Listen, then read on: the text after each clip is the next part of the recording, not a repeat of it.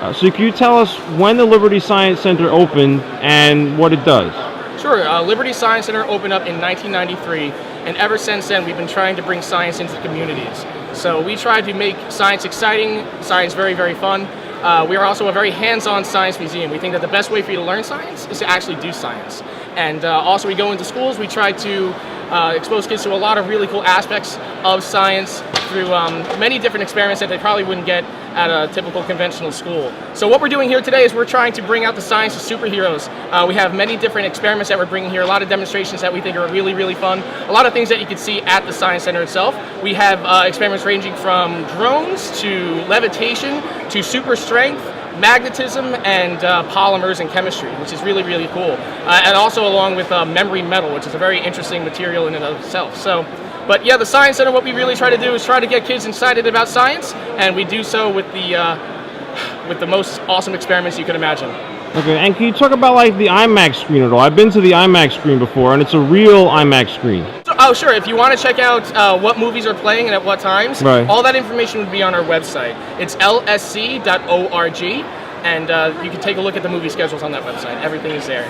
Okay, and I see you have some, there's some events listed here. There's yes. These events right here, what you see right here, these are all about camping. So for group camping, something like Girl Scouts, Boy Scouts, certain clubs, you could spend the entire night at the Science Center and sleep in the exhibits themselves. So it's really, really cool. Those are some of the things right here. What we're doing is we're featuring our latest exhibit all about the Titanic. So we have some really cool artifacts that we have inside of that exhibit itself. You also get to, before you enter the exhibit, you get a little pamphlet that has a name and an occupation attached to it. And when you enter the exhibit, at the very, very end, it has that name on the back of it, and you get to determine whether or not that person perished or survived the Titanic disaster. And it also gives you a little bit of a background of that person's personal life and career as well. So you get to learn a little bit more about the crew, the people who were on board the Titanic, and it makes it a little bit more personal, so it's a little bit more fun. Okay, and one last question I ask everyone. Sure. Which is about New Jersey, which is that there's no right or wrong answer, which is what do you like or dislike about New Jersey? So what I really like about New Jersey is the culture.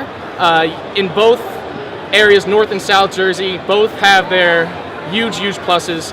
I like South Jersey for the recreational features, and also I kind of grew up in South Jersey. North Jersey, there's a lot of diverse culture and a lot more things that you could be exposed to. Growing up in South Jersey mostly, and then making the transition to North Jersey, it was just a real lot of fun, a big, big adventure. A couple of things I don't like about New Jersey is the cost. I wish the cost was a little bit lower, but if you ask me, I think it's worth the price, though. No buyer's remorse. Okay. All right. Thanks a lot. Thanks. No problem. Yep. So also at the Science Center, we also have the largest IMAX screen in the country. And there you can see a lot of really cool movies, ranging from typical science documentaries to sometimes on special occasions we'll play conventional movies such as The Dark Knight Rises, which is very, very fun. This is one of the questions I have for you. Sure. Because I saw Star Trek there once when it was on IMAX, and I guess it was so popular that some of the theaters were getting rid of it, so then you played Star Trek in 2009. Right. How can we find out when regular movies are playing there? I guess just on the website?